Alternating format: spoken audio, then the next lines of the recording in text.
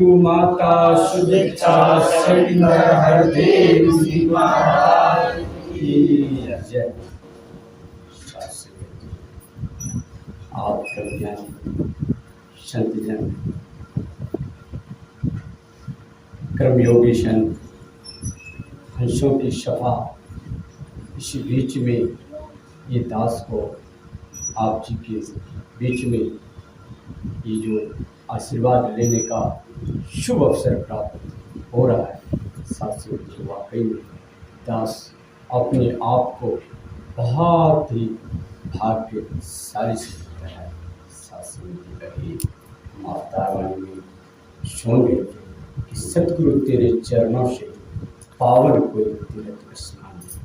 वाकई में साथ संगत जी हमारे जीवन में अगर सतगुरु नहीं है साथ संगत जी कुछ नहीं है, क्योंकि हमारे जीवन में साथ संगत जी कहते हैं कि जब कर्मों की जब बात आती है तो कर्म ही प्रधान, कहते हैं कर्म जो हमारा है वह कर्म ही प्रधान हुआ करता है। वाकई में जो साथ संगत जी कर्म शास्त्रों के मुताबिक कर्म 3 प्रकार के बताए गए। साथ संगत जी दास पहले कर्मों से ही शुरू करना चाहेगा, क्योंकि कर्म जो है हमारे, वैसे तो सदगुरु ने हमें 3 कर्म ऐसे भी दिए हुए कि सत्संग सेवा सिमरन, इस 3 कर्मों पे हमारे ये जो जीवन है आधारित है। और शास्त्रों के मुताबिक भी 3 तरह के कर्म हमें बताए हैं। उस 3 कर्मों के से हमें ये पता लगता है कि वाकई में हमारा जो ये जीवन है किस ओर जा रहा है। हम ये जो लगभग 1.5 घंटे से ये जो हम प्रवचन सुन रहे थे शास्त्र जी, जो गीतें सुन रहे थे, एक ही बात को इशारा कर रहा था कि हम भक्ति कर रहे हैं, हम सदगुरु के चरणों में कल्याणकारी वचन सुन रहे थे, शुभ विचार सुन रहे थे, अपने जीवन जीने की कला सुन रहे थे। शास्त्र हमारे जीवन जीने की जो कला होता है वह कला हमें कहाँ मिलता है? वह इसी संगत माँ के चरणों में तो मिलता है। ये संगत माँ हुआ करता है। शास्त्रों में कर्म 3 प्रकार के बताए।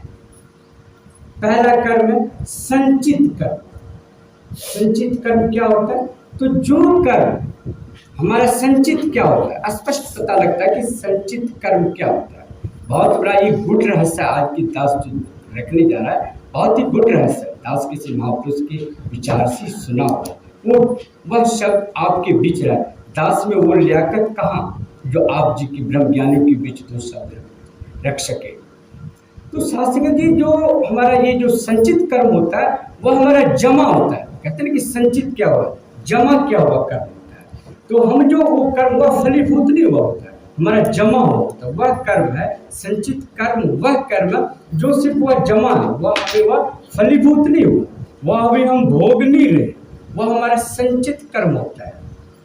वह हमें भोगा हुआ नहीं होता, वह जमा हुआ कर्म होता है। मतलब जो वह जमा, जैसे बैंक बैलेंस करते हैं उसी तरह से वो हमारा संचित कर्म होता है। यह हमारा जो संचित कर्म होता है। और दूसरे कर्मों में बताया है वह प्रारब्ध होता है। जो प्रारब्ध कहते हैं ना, कबीर जी स्पष्ट कहा है कि पहले आयो शरीर पाछे आयो, पहले आयो प्रारब्ध पाछे आयो शरीर। मतलब पहले हमारा कर्म आया फिर आया। कैसे? वो दास उदाहरण द्वारा समझाएगा। जैसे हमें कहते हैं कि सुख है दुख है, तो ये सुख दुख कहते हैं किसी के साथ, तो वो तो फलाने जो है वो तो अच्छे कर्म करते भी नहीं, फिर ही उनकी दिन दुनी रात चुगनी होता है। तो निश्चित रूप से जो उसका जो प्रारब्ध है वह जमा हुआ होता है, वह जमा है, तभी वो भोग रहा होता है। और कई ऐसे होते हैं जो अच्छे कर्म करते फिर भी यह सवाल उठता है। कई बार आप जी सुने होंगे कि अच्छे महापुरुष से सवाल उठाते हैं कि हम तो इतने सत्संगी फिर भी ऐसा क्यों? तो वहाँ वह प्रारब्ध छुपा होता है। जो हमारा जो पिछला किया हुआ जो कर्म होता है उसी को तो हम प्रारब्ध कहते हैं। पहले आयो प्रारब्ध पाछे बना से, कहने को मतलब हमारा उस घर में जन्म हुआ जहाँ हमारे दुख सुख भोगना पड़ता है, उसे हम प्रारब्ध कहते हैं। तो प्रारब्ध। और तीसरा कर्म होता है क्रियाशील कर्म, जो हम अभी कर रहे हैं, जो हमें भोग रहे हैं, ये क्या है? हमारे क्रियाशील। क्रियाशील में हमारे दोनों तरह के कर्म आ जाते हैं। जैसे अभी हम कर्म कर रहे हैं, मान के चलते हैं कि हमारे पास 10 बॉल है, 10 गेंदे। अगर 10 गेंद है तो एक गेंद उसमें से काला है और 10 गेंद क्या है? उजला।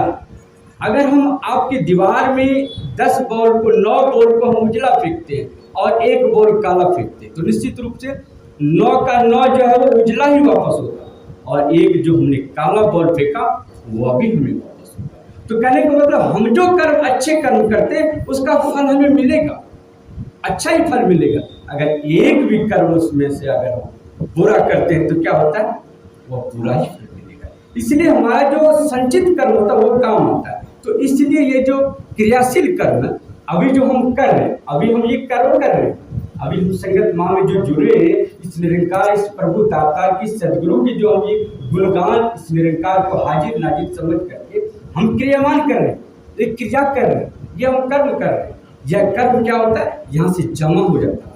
ऐसे दोनों बातें हो जाती है। अभी लोक और परलोक की बात कर रहे थे कि हमारा कुलदीप जी भी बता रहे थे कि हमारे ये लोक भी और परलोक भी दोनों लोग हमारा सुहेला होता है। तो इस कर्म से क्या होता है, हमारा जब हमारा जो क्रियाशील है, जब हमारा कर्म अच्छा होगा तो दोनों हमारे जमा हो जाते हैं। प्रारब्ध भी हो जाता है, जो हमें कर्म को प्रारब्ध होगा वो भी अच्छा हो जाता है, और जो हम इस समय कर रहे हैं ये भी हमारा लोक भी सुहेला हो जाता है। तो ये कहाँ होगा, तो सदगुरु के चरणों में जुड़कर। तो कहने का मतलब ये जो हमारा कर्म है ये सुकर्म ही हमारा जमा होता है। और ये कर्म की क्या हमें शिक्षाएं मिलती है, ये कला कहाँ मिलती है, तो संगत माँ के चरणों में जुड़ने से ही मिलती है। अब साथ संगत जी, अब सवाल होता है कि गुरु हमारे जीवन में कैसे आए, गुरु करता क्या है, काफी सवालें उठता है। तो जब हमें ये ज्ञान मिलता है तो ज्ञान का मतलब अभी कुलदीप जी बता रहे थे, ज्ञान जो हमारा एक किस्म का जानकारियां होता है। ज्ञान मिलना एक जानकारी मिलना, हमें निरंकार की तो जानकारियां मिल गई, पर इनके बाद हमारा कर्म होता है, वो कर्म हमें जरूरी है। शासन हमारे जीवन में जो है, शासन जी जैसे एक तोता होता है, दास उदाहरण द्वारा समझना चाहेगा कि जैसे एक तोता होता है, तोता को सिखाने, उसको मनुष्य की बोली सिखाई जाती है। तो मनुष्य की बोली सिखाने के लिए क्या करते हैं, तो एक बड़ा सा शीशा रखता है, बड़ा सा शीशा रखते हैं। तो उस शीशा के सामने उस तोते को रख दिया जाता है और शीशे के पीछे इतना बड़ा वो शीशा रखता है कि उसके पीछे एक आदमी बैठा होता है और वह आदमी की बोली से उस तोते को सिखा रहा होता है। और तोता क्या समझता है कि लगता है मेरा ही भाई कोई बोल रहा है, मेरा ही प्रजाति कुछ बोल रहा है। तो वो सीखने का प्रयास करता है और वो धीरे धीरे क्या होता है, वो सीख जाता है और वो मनुष्य की बोली बोलने भी लगता है। आप जी भी सुनते हैं कि जो संत के घर में तोते होते वो क्या बोलते हैं, सीताराम सीता के, कुछ को वही बोली सिखाई जाती है। और एक वही तोता होता है जो चोरों के घर में होता है, वो तोते क्या बोलता है, चोर चोर आ गए, चाहे कोई भी उसके घर में आए उसको चोर की भाषा सिखाई जाती है कि उसका गुरु ही चोर, तो उसे चोर चोर सिखाया जाता है। तो कहने का मतलब जो हमारा गुरु जैसा होगा वैसा ही हमारा भी प्रभाव होगा, वैसा ही हमें तो पूर्ण संत मिला है जो इस पूर्ण रावण को हमें ये ज्ञान दिया है। ये ब्रह्म की कहते हैं ना कि ब्रह्म बोले काया बिन क्या बोले, कबीर जी की ये वचन है, ब्रह्म बोले काया बिन क्या बोले। कहने का ब्रह्म जो है बोलता है पर काया बिन क्या बोले। तो इसी तरह से शरीर में वो जो है, जैसे विदास उदाहरण दे रहा था कि जैसे एक शीशे के सामने अगर हम तोता रखते हैं तो पीछे से वो धीरे धीरे सीख जाता है। ठीक उसी प्रकार जो मनुष्य तन में अभी हमारे समय का जो सदगुरु है, रहबर है, सदगुरु माता सुदीक्षा सवेंद्र जी, उनके तन में ये जो ब्रह्म है, ये जो निरंकार है वो प्रविष्ट है। उनके द्वारा मनुष्य तन में आ करके हमें ये ज्ञान दे रहे कि ये है ब्रह्म, ये है निरंकार। इनकी हमने दीदार हमें करवाया, सदगुरु हमें ये दीदार करवाता है, एक शीशा का रूप है, एक आयना का रूप है। हमें ये जान लेना होगा, हमें ये ब्रह्म का ज्ञान मिला है, फिर हमारा कर्म बन जाता है सत्संग सेवा सुमरन। ये कर्म, ये तीनों तरह के जो कर्म है ये तीनों हमारे जीवन में आना होता है सत्संग में। और सदगुरु, जब हम सदगुरु के चरणों में आते हैं, कहते हैं कि जो ये 84 लाख जो जोनियां होती, पता नहीं कितने जन्म भटकने के बाद हमारा ये मनुष्य तन मिला है। कहते हैं कि बड़े भाग्य मानुष तन मिला, तो बड़े भाग से ये तन मिला है। तो उस तन को और क्षण पल में जब हमें गुरु मिल जाता है तो क्षण पलों में जितने भी कर्म 84 लाख कर्मों को ये साइड कर देता है और अपने आप में मिला लेता है। देखिए सदगुरु में कितनी बड़ी पावर है, कितनी बड़ी हमें हमें दात मिली है कि 84 लाख योनियों को क्षण पर जब हमें इस निरंकार की ज्ञान मिली उसी समय साइड कर दिया। सोचने वाली बात है, जब हमें ये सदगुरु मिला ये हम साधारण नहीं है। वाकई में हम जो कहते हैं कि बड़े संत कहते हैं कि हम बड़े भाग्यशाली, वाकई में कैसे भाग्यशाली, इसकी प्रमाण सामने दिखे। 84 लाख जन्मों को हम जो 1 मिनट में इसको साइड करके इस निरंकार से मिला देता है और हमें ब्रह्म की प्राप्ति होती है, तो ब्रह्म की समाप्ति होती है। आगे लिखा है जी, गुरु चरण के रथ को लेकर मलमल का स्नान करो, तन मन धन को साधु ऊपर हंसी हंसी कुर्बान करो। अब बात है शास्त्री, अब यहाँ 5 प्राणों की बात आ जाती है शास्त्री। अभी हम मलमल का स्नान करने की बात की, जब हम ज्ञान ले रहे थे तो हमें 5 प्रण दिया गया। आप जी को सबको याद होगा कि इस 5 प्रणों से कभी भी हम दूर होने की कोशिश न करें, क्योंकि आप बड़े भाग्यशाली, संगत को हम कभी भी भूल कर भी छोड़ने के प्रयास करने लाख काम हो। यहाँ तक संतों ने कहा कि अगर आदेश आ जाए तो समझो मौत आ गई, क्योंकि मौत आने के बाद उसके बाद कोई काम नहीं रह जाता।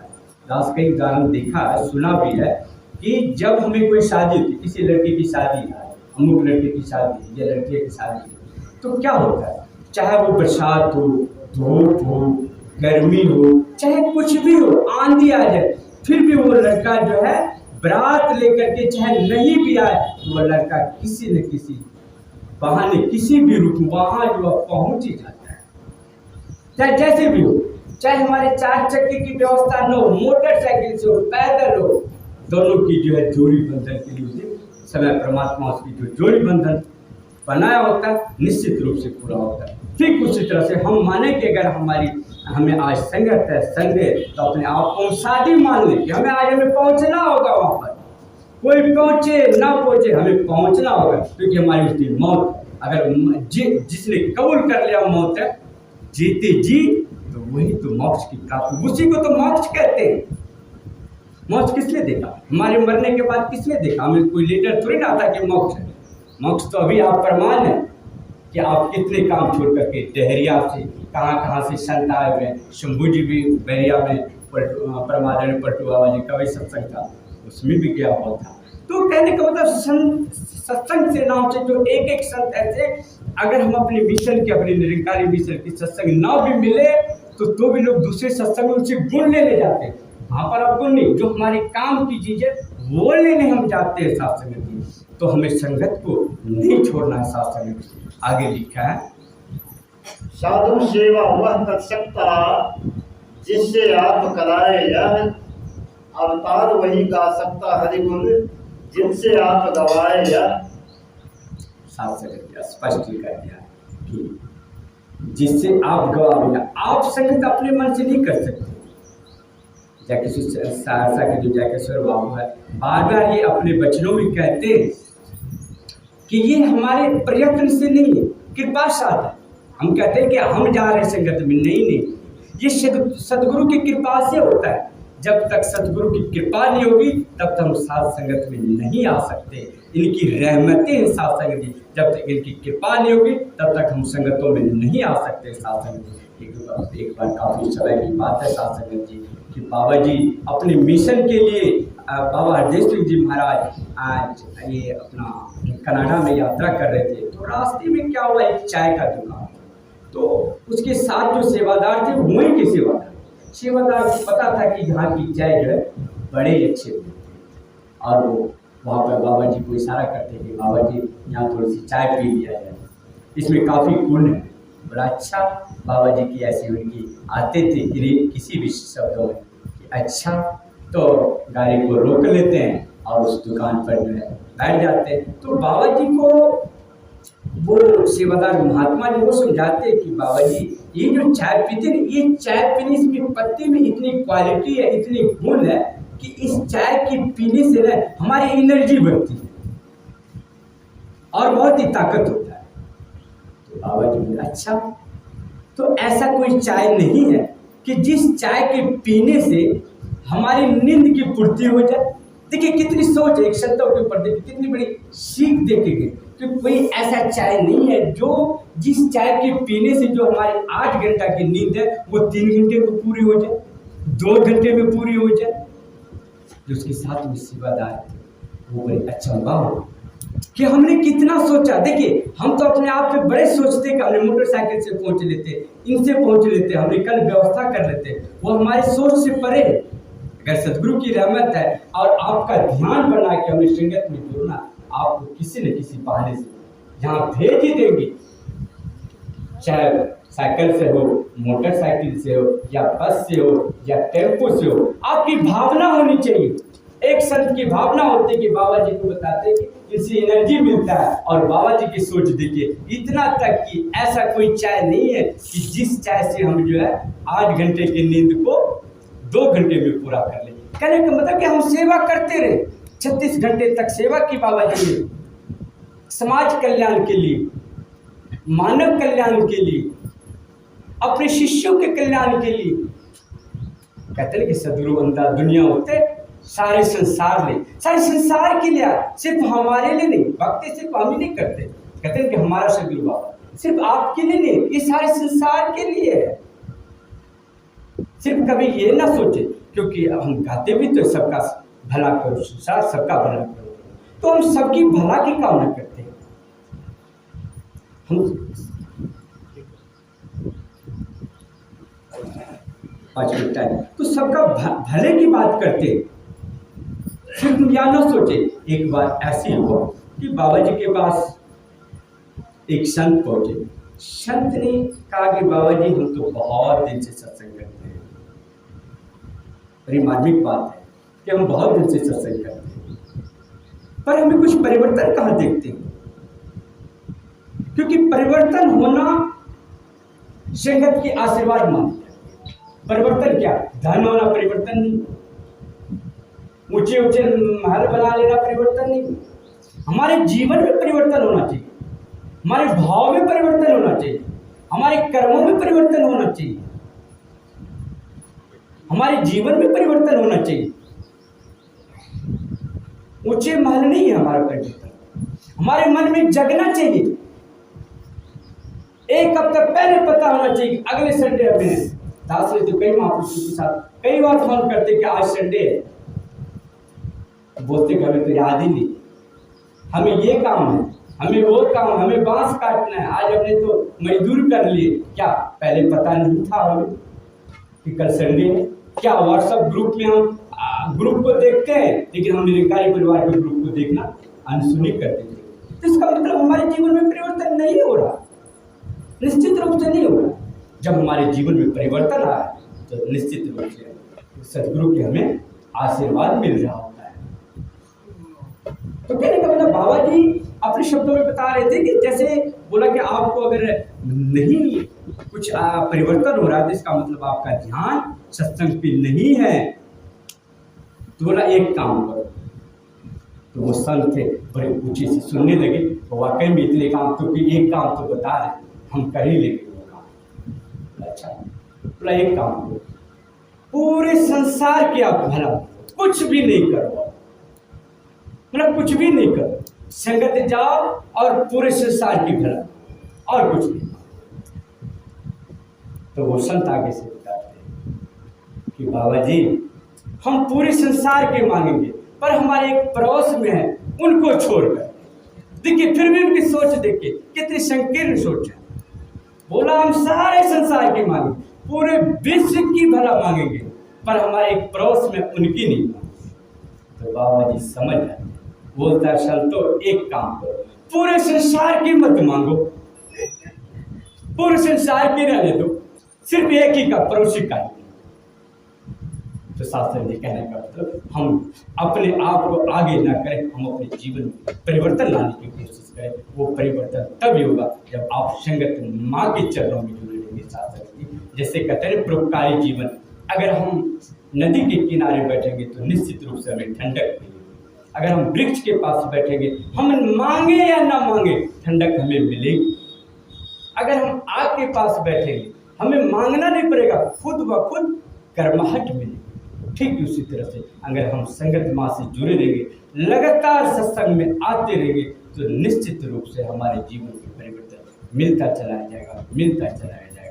दास लास्ट में इन्हीं शब्दों से क्षमा चाहेगा और अपने सदगुरु निरंकार सदगुरु माता सुदीक्षा सविंदर जी से अरदास करना चाहता है कि जो भी सद यहाँ आए हुए हैं और जो नहीं भी आए हुए उनके लिए भी दास अरदास करना चाहेगा कि तन मन धन से सुखी रखे। मनों में भी जो कोई व्याधियाँ होगी, किसी की लड़के की शादी ब्याह या किसी भी तरह की कमी हो, किसी भी चीज में उलझन हो या किसी तरह की आदि व्याधि भी हो या किसी के मनों की दूरियां भी हो, उन सब को आप हर लेना। आपके बच्चे हैं और दास अपने लिए भी मांगता है कि दास और दास के परिवार को भी अपने चरणों से जोड़ कर रखना और दास जी जो कुछ भी भला या बुरा कुछ निकल गया होगा या आपके शान के खिलाफ होगा, उसको निरंकार में छोड़ देना।